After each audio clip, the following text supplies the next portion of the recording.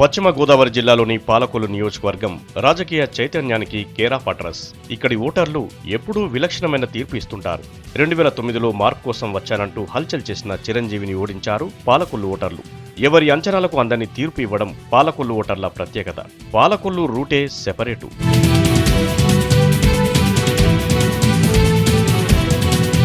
ఈసారి ఎన్నికల్లో తెలుగుదేశం పార్టీ అభ్యర్థిగా నిమ్మల రామానాయుడు బరిలో నిలిచారు. అయితే డాక్టర్ బాబ్జీ మొదటి నుంచి సెగ్మెంట్ పై కన్నేశారు. పార్టీ హైకమాండ్ కూడా తనకే టికెట్ ఇస్తుందని గట్టిగా డిసైడ్ అయ్యారు.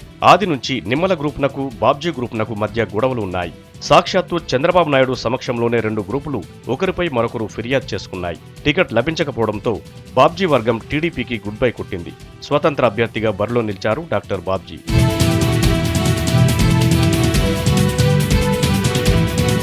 వైసీపీ టికెట్పై మేకా శేషుబాబు పోటీ చేస్తున్నారు. వైసీపీ టికెట్ కోసం తీవ్ర పోటీ నడిచింది.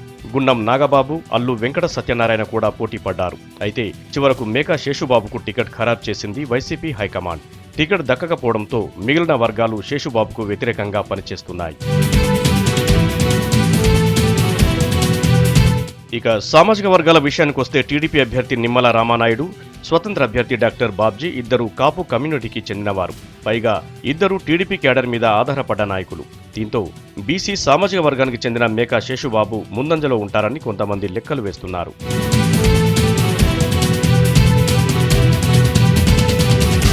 మొత్తం మీద పాలకొల్లు రాజకీయం రంజుగా సాగుతోంది. ఎవరికీ అంతుపట్టడం లేదు. ఎవరికి వారు తమకు అనుకూలంగా లెక్కలు వేసుకుంటూ ఊహాలోకాల్లో తేలిపోతున్నారు. పాలకొల్లు ఓటర్ల మదిలో ఏముందో తెలియాలంటే మరికొన్ని రోజులు వేచి చూడాల్సిందే.